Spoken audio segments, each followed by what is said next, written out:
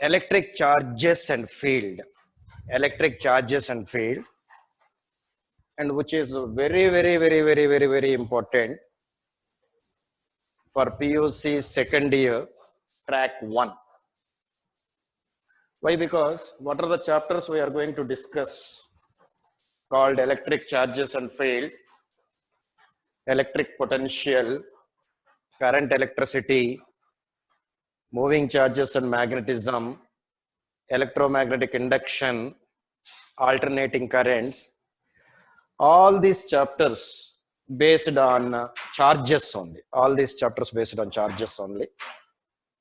So which is very necessary to know thoroughly about the charges and what are its properties and how the charges will behave when the charge is at rest, how the charges will behave when the charges are in motion. These are very important. And as for PUC is concerned, we can expect either one 5 marks question or one 5 marks problem from this chapter. Either one 5 marks question or one 5 marks problem. Total weightage is 8 marks for this chapter. And as far as JEE mains and NEET concerned, definitely we can expect one question in JEE mains and one or two questions in NEET. If you want to give any tough problems in physics, especially in second year, there is a lot of scope to give the tough problem in this particular chapter, electric charges and field. So you try to understand the concepts and try to be regular so that you can understand the concepts, so that you can solve the problems by applying those concepts. Okay. Now, electric charges.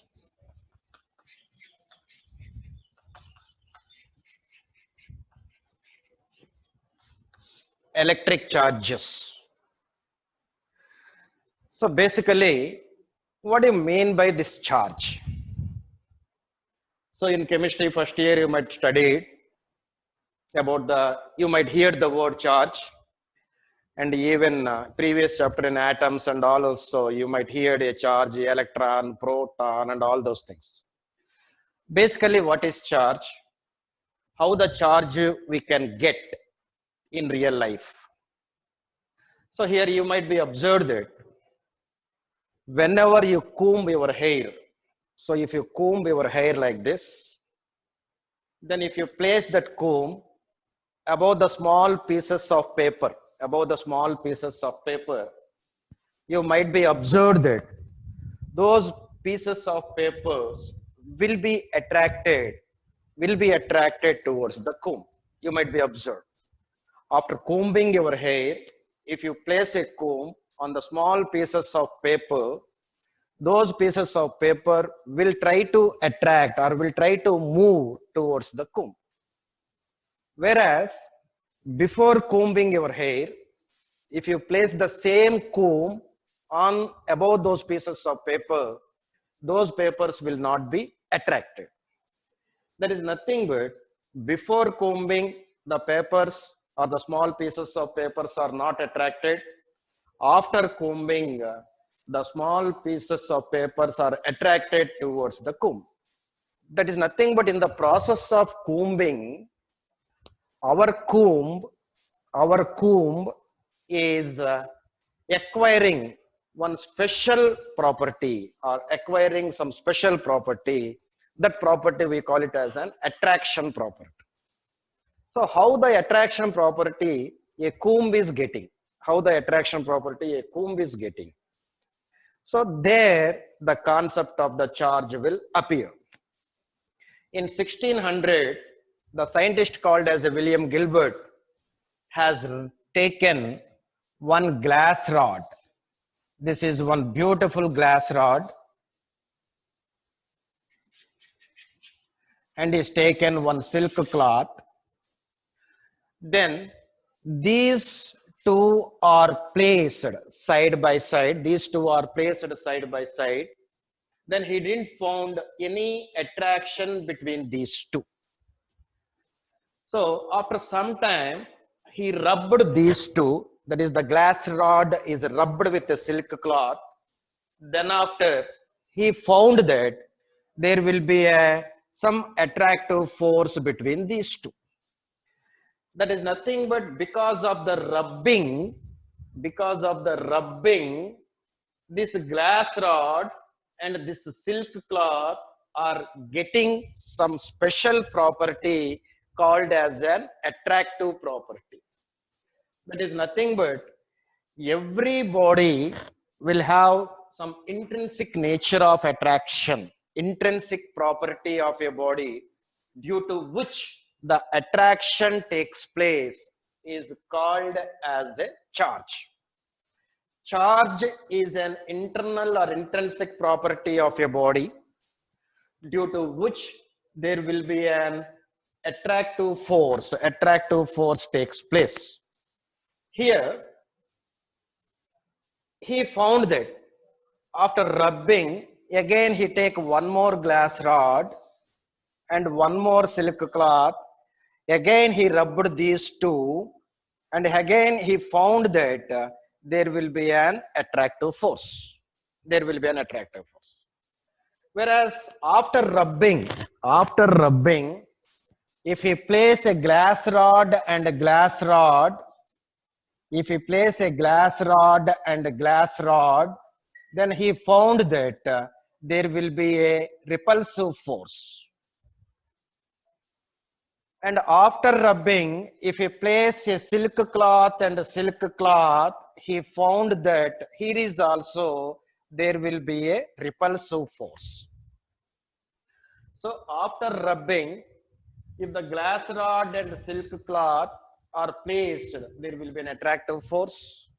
If glass rod and glass rod is placed, there will be a repulsive force. If silk cloth and silk cloth is placed, again there will be a repulsive force. That is nothing but after rubbing, both the bodies are not acquiring the same nature. After rubbing, both the bodies are not acquiring the same nature. Nature in the sense here, same type of charge. So here, for example, the glass rod acquires a positive charge. The silk cloth will acquire a negative charge. What is this positive charge and negative charge? We will discuss later. If the glass rod acquires a positive charge, the silk cloth acquires a negative charge, then what is happening here? This is positive and this is negative. These two are unlike. In case of unlike charges, there is an attractive force. Similarly, here glass rod is positive and glass rod is positive, then there will be a repulsive force.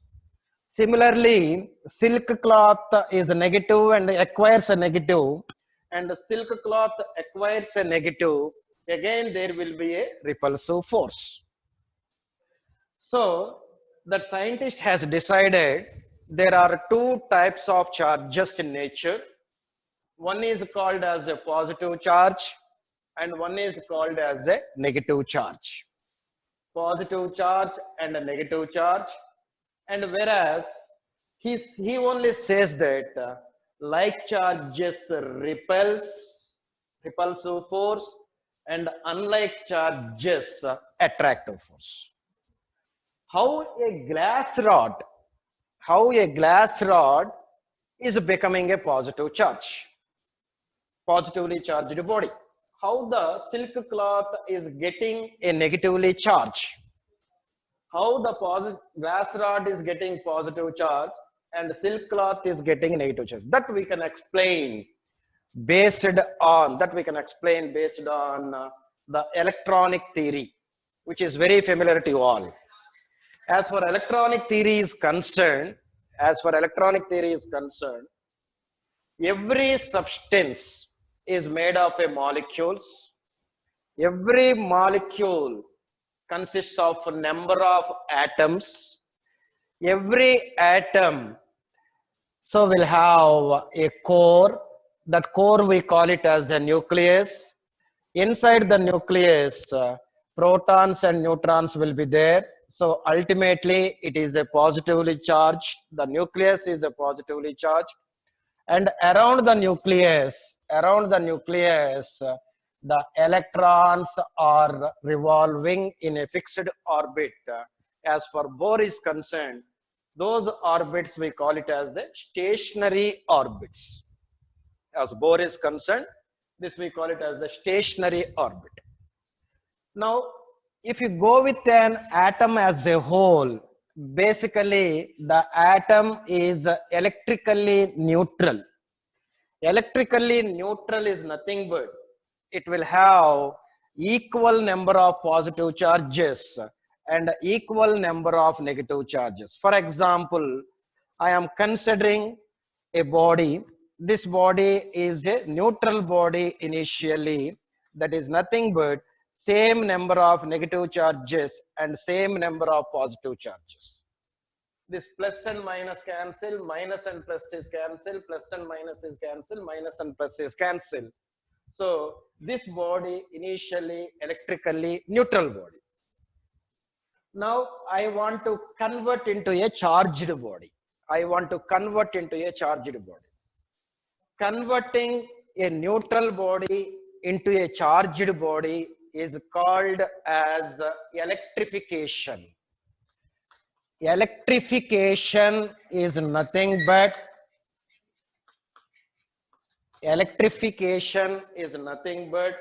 converting a neutral body into a charged body. Previously, as you concerned this glass and silk, both are electrically neutral only. Both are electrically neutral only. Now I want to convert a charged bodies. Conversion of a neutral body into a charged body, we call it as electrification. How you can do the electrification? How you can do the electrification is, as we know, these electrons are rounded or the revolving around the nucleus. So there will be an attractive force between the nucleus and the electron.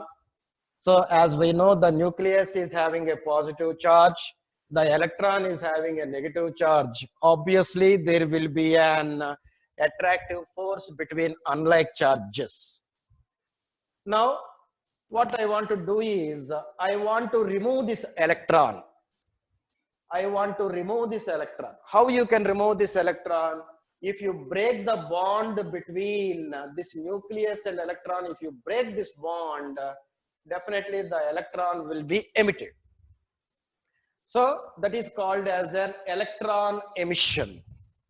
So in previous chapters, or might be explained, there are different types of emissions: thermionic emission, photoelectric emission, secondary emission, like that.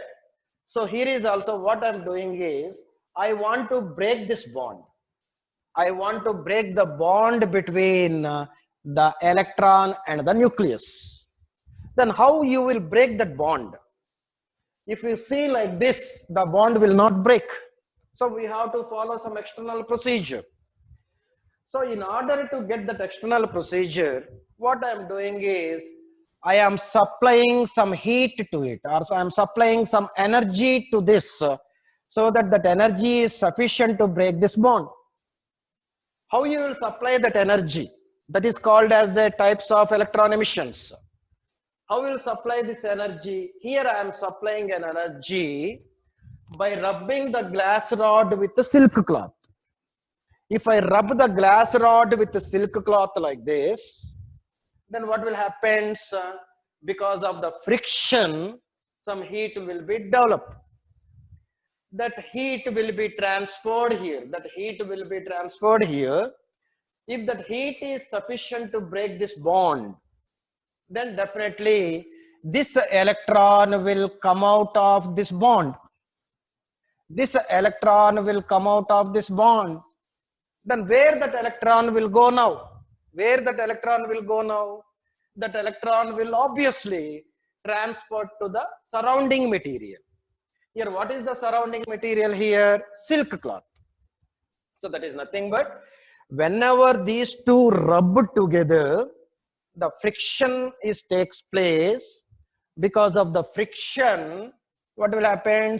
The electron will come from the glass rod to silk cloth. So the electron will come from the glass rod to silk cloth. Why it is coming only from glass rod to silk cloth? Why not from silk cloth to glass rod? That question arises. Why the electron is coming only from the glass rod to silk? Why not from silk to glass? That depends upon the work function. You know what is a work function? What is a work function in dual nature or photoelectric effect? You might study it. Work function is the amount of energy which is required to remove an electron from the metal surface or any surface. For example, here these are the one is the glass rod, this is a glass rod, and this is the silk cloth. This is also electrically neutral. This is also electrically neutral. But here, to remove the electron from the glass rod, for example, 10 joules of energy is required. To remove the electron from the silk cloth, 20 joules of energy is required, for example. So here the work function here is 10 joules. Here the work function is 20 joules. This is the glass rod and this is the silk cloth. Then I am rubbing those two. Once if I rub those two, for example, after rubbing, the energy of 10 joules is liberated. After rubbing, the heat energy of 10 joules is liberated here. What this 10 joules will do? The 10 joules will equally distributed here. 5 joules will goes to this glass rod and remaining 5 joules will goes to this silk cloth. 5 joules equally distributed. Then after, if you further rub, then what will happen? 20 joules of energy is liberated. That 20 joules again is transferred to 10 joules here and 10 joules here. But as for glass rod is concerned, this 10 joules is sufficient to emit an electron. Whereas for silk cloth is concerned, this 10 joules is not sufficient to emit an electron. Then obviously the electron will come from the glass rod. Where that electron will go? That electron will go to the neighboring substance, which is the silk cloth. That means after rubbing or in the process of electrification, which body is becoming positive, which body is becoming a negative, that depends on the work function of that particular material. Which material among those two, which material will have the less work function, that material will become a positive and the other material will become say negative. Okay, so among those two materials, which material will have a less work function, from that material only the electron will come out and joins in the other one. So here the concept is, after transferring the electron from one body to another body, how it will be positive and how it will be negative. Here the electron transfer takes place from one body to another body. Only electron. The positive charges will not be transferred. Why the positive charges will not be transferred is, those positive charges will be bounded inside the nucleus. So only the electrons will revolve around the nucleus. So it is very easy to break this bond. That's why only the electrons will transferred from one body to another body. not positive charges. Electrons is nothing but negatively charged particle. After transferring an electron from one body to another body, why it becomes a positive and why it becomes a negative? That question arises. So basically,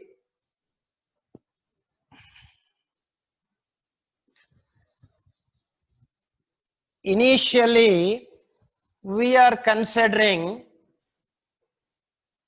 glass rod and a silk cloth.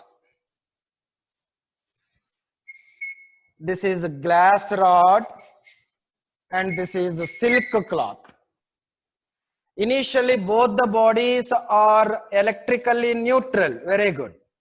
Both the bodies are electrically neutral.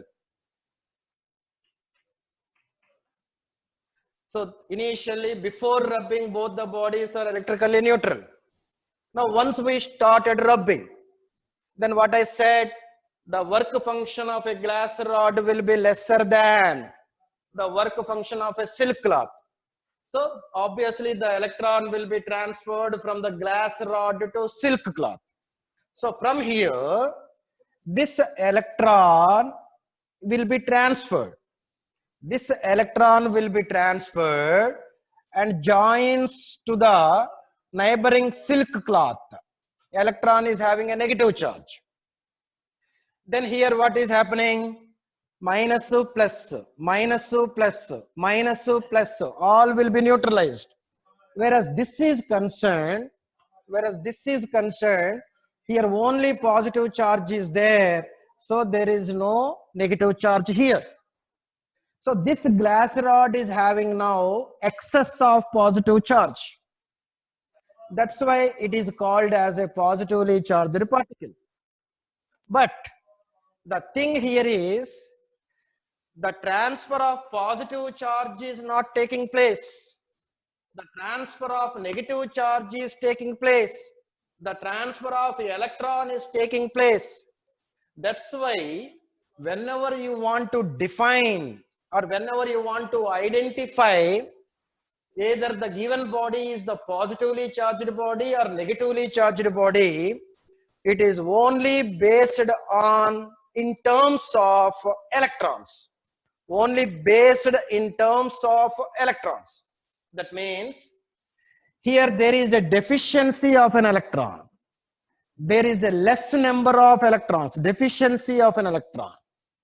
The deficiency of an electron, causes positively charged body. The deficiency of an electron causes positively charged body. Here there is an excess of electron. Excess of electron will give negatively charged body. So on what basis will you identify either the given body is the positively charged body or negatively charged body? Is only based on the number of electrons which are present inside it. If there is a deficiency of an electron, it is a positively charged body. If there is an excess of electrons, there will be a negatively charged body. Deficiency of electron will give the positively charged body. Very important to remember. Deficiency of electron will give the positively charged body, and excess of electrons will give the negatively charged body. That is, whenever you want to convert the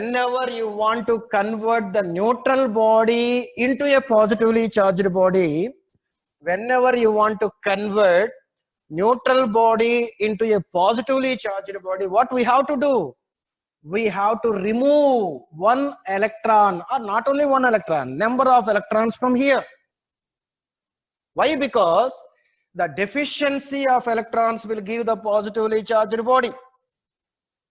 If you want to convert this neutral body into a negatively charged body, then how you will convert the neutral body into negatively charged body?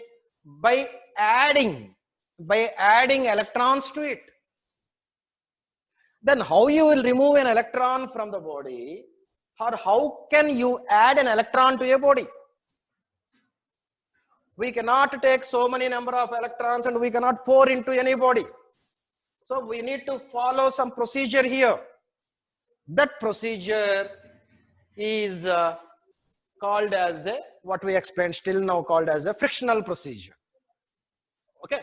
So finally we can conclude that whenever you want to explain or whenever you want to identify either the given body is the positively charged body or negatively charged body, it is purely based on number of electrons.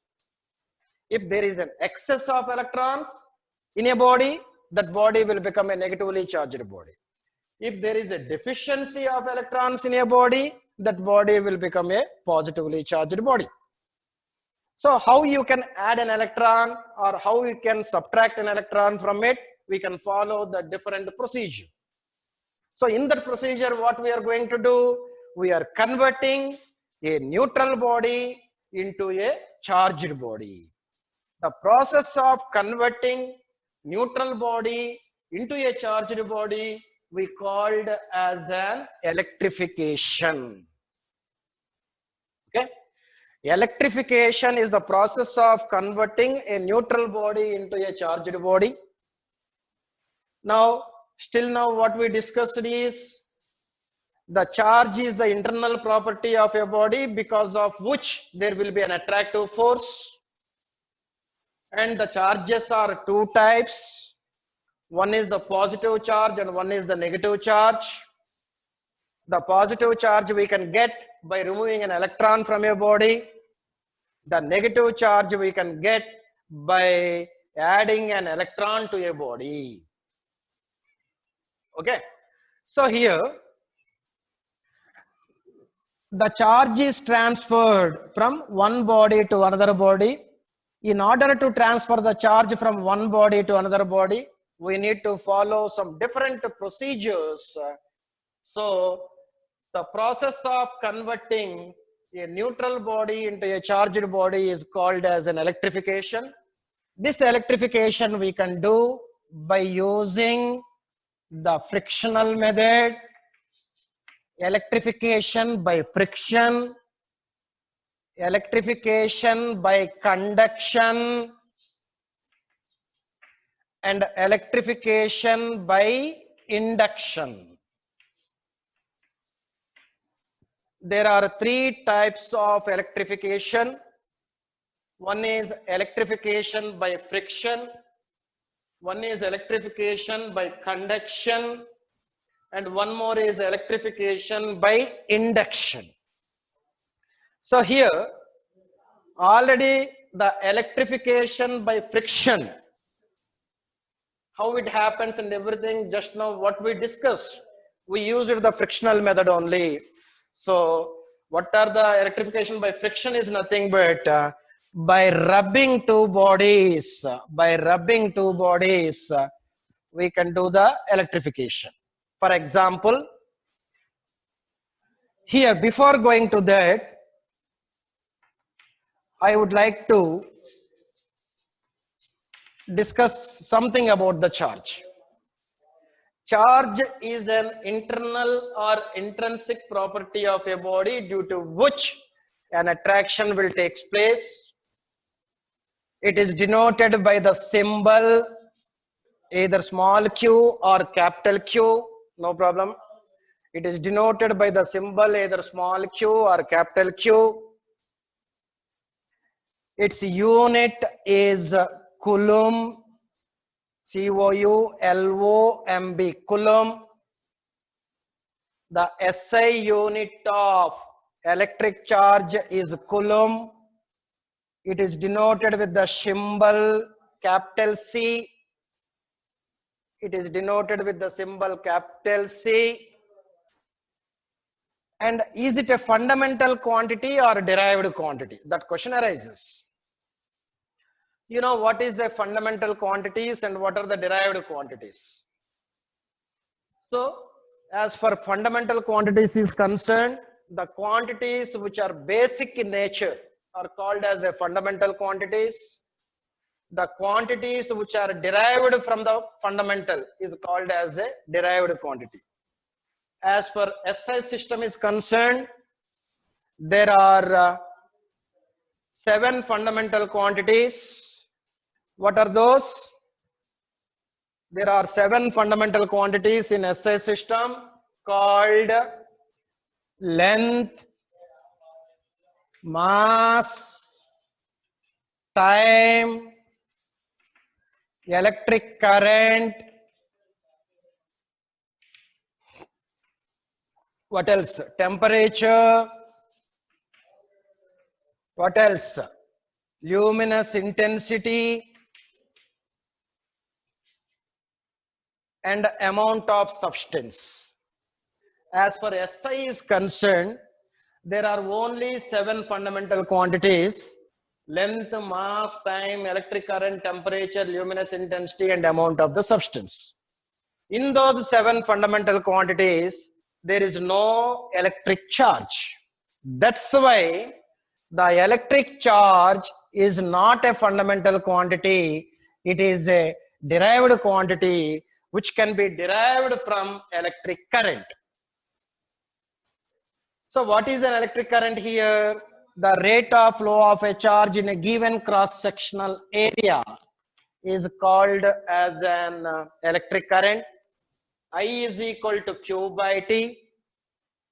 Based on I is equal to Q by T, I will write Q is equal to IT, cross multiplication. Q is equal to IT. So the formula to find out a charge, Q is equal to IT. The charge Q is derived from I and T. I is the fundamental, T nothing but time, which is also fundamental. So we derived Q by using 2 fundamental quantities. That's why the charge is not a fundamental quantity. It is a derived quantity.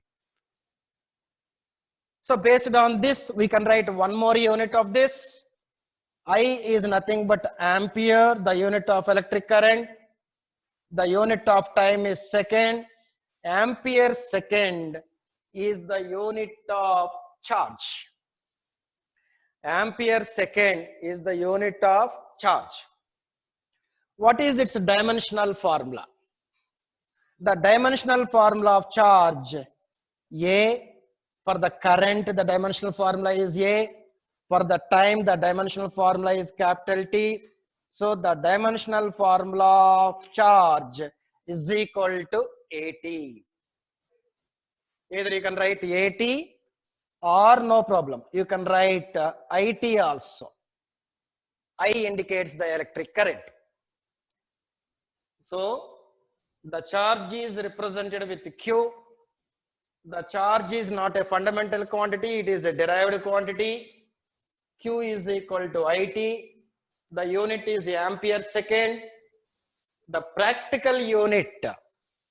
So generally the practical unit is nothing but the unit which will use recurringly, that is regularly. After the name of the scientist only, we'll get the practical unit. As for force is concerned, the practical unit is Newton. As for work is concerned, the practical unit is Joule. As for pressure is concerned, the practical unit is Pascal. All these we are getting after the name of scientist only. Here is also the practical unit of Coulomb is the practical unit of charge is Coulomb, which is represented with capital C, and its dimensional formula is AT or IT. Okay. Now,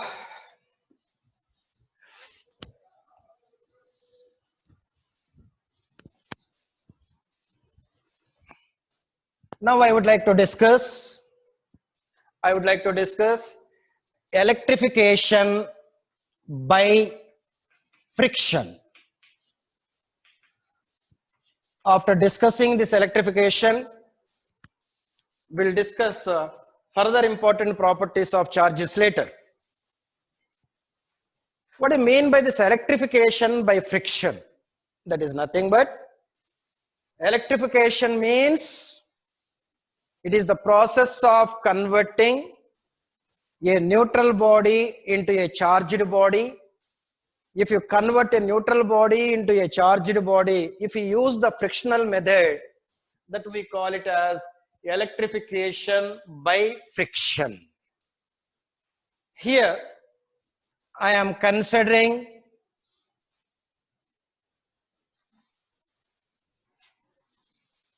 this is one neutral body and this is one more neutral body. Very good. Now I am doing electrification by friction. After doing electrification by friction, so I will rub these two. After rubbing, let us consider that the charge is, the electron is transferred from this body to this body. So in body A, there is a deficiency of electrons. In body B, there is an excess of electrons. Then how many electrons are deficient here? Only one electron is deficient here. So because of the deficiency of an electron, we'll get minus. And as we know, the charge of a proton and the charge of an electron is same, equal. The charge of a proton is plus 1.6 into 10 to the power of minus 19 coulomb. The charge of a electron is 1 into 10 to the power of minus 19 coulomb. It does not mean that since it is having a, since it is having a positive charge, it is having a higher value. Since it is having a negative charge, it is having a lower value. It does not mean. This plus and minus will only indicate its nature, not its magnitude. Okay? So if the magnitude is concerned, both proton and electron will have the same magnitude of the charge, which is 1.6 into 10 to the power of minus 19. So here, because of the deficiency of an electron, it becomes a positively charged body. Because of the deficiency of electron, it becomes a positively charged body, which is equal to 1 charge of an electron. Here, what is the charge of the body A now? Plus 1e. What is E here? Charge of an electron. Here, what is the charge of body B now? Minus 1e. Minus 1e. So, as far this is concerned, after electrification, both the bodies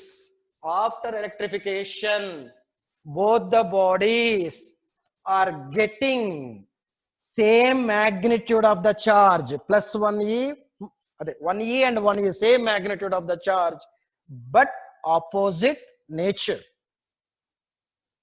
So in the process of electrification, after electrification, both the bodies will acquire the same magnitude of the charge, but opposite nature. So in the method of friction, after electrification, both the bodies will acquire the same magnitude and opposite nature. If one is the positive and other one will be the negative. For example, if one more electron is also liberated, from A and joins to B, now what will be the charge of the first body will become now plus 2e. What is the charge of the third body will become now minus 2e. And from this I can say that the minimum amount of the charge, the smallest amount of the charge that can be transferred from one body to another body, the smallest amount of the charge that can be transferred from one body to another body is the electron charge of an electron. The fraction of the charge of an electron, will not be transferred. So half of the electron or 1/4 of the electron or the mukkal of electron will not transfer from one body to another body. What will transfer is only the electron will transfer. So whenever the electrification process takes place, the minimum amount of the charge that can be transferred from one body to another body is called, is charge of an electron. Okay. In the process of electrification by friction, after friction, both the bodies will acquire the same magnitude of the charge but opposite nature.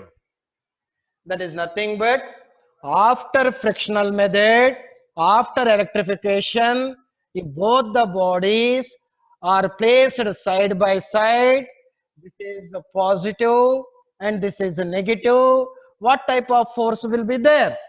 There will be an attractive force. So if you do the electrification by friction, ultimately there will be an attractive force between the two bodies. That's why I can say friction precedes attraction. Friction precedes attraction. So what we can give the important points as for the friction is concerned is, in case of the frictional method, if you do the electrification by friction, both the bodies will acquire the same magnitude of the charge but opposite nature. So since opposite nature they will have an attractive force. That's why friction precedes attraction. Friction precedes attraction. Okay, na? So I can say that after friction, QA is equal to QB. That is, both will have the same magnitude but opposite nature. Both have the same magnitude but opposite nature. Next one. Okay. So the important points here is, in case of electrification by friction, both the bodies will acquire the same magnitude of the charge but opposite nature. If one is the positive, other will be the negative. Because as we know, unlike charges attracts, there will be an attractive force between those two bodies after electrification. That's why I can say friction precedes attraction.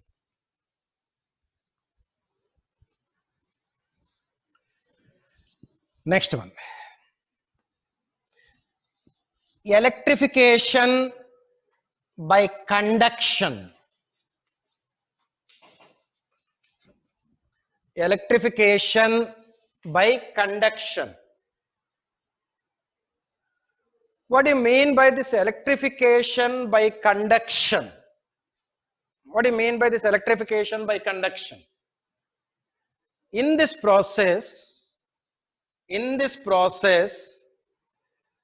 will put a contact of two bodies. For example, you take, this is one charged body or neutral body, no problem. And this is one more charged body. So in the method of conduction, one body should be a charged body, other may be a charged or uncharged, no issues. But as for my convenience, here I am considering the first body is having a charge Q1, the second body is having a charge Q2. Then I am placing these two bodies in contact for a while. So that is called as a conduction. I am placing these two bodies in contact for a while.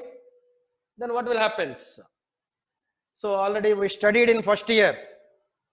if two bodies of different temperature, if two bodies are different temperature placed in contact, then what will happen? The heat energy will be transferred from one body to another body until both will acquire the same temperature. For example, if this body is having a temperature of 2 degree centigrade and this body is having a temperature of 4 degrees centigrade, once if you place these two bodies in contact, then definitely there will be a transfer of heat takes place from hotter body to a colder body until both will acquire the same temperature. What will be the new temperature of the first body now? 3 degree. What will be the new temperature of the second body now? Is also 3 degree. How you are getting 3 degrees here? By taking 2 plus 4 by 6. Sorry, 2 plus 4 by 2. Where 2 is a T1, 4 is a T2, T1 plus T2 by 2 will give the common temperature after in contact. That we call it as method of mixtures. According to the method of mixtures, so the temperature, whenever two bodies of different temperature are placed in a contact, there will be a transfer of heat from hotter body to a colder body until both will acquire the same temperature. In the same manner, here, if two bodies of different charges, Q1 and Q2 are placed in contact, after contact, the charge will transfer from one body to another body. To understand the concept, we can say that the charge is transferred from higher charged body to a lower charged body. Okay? Okay, tomorrow we'll continue. Tomorrow again we'll discuss about the conduction and some important properties of charges. Thank you.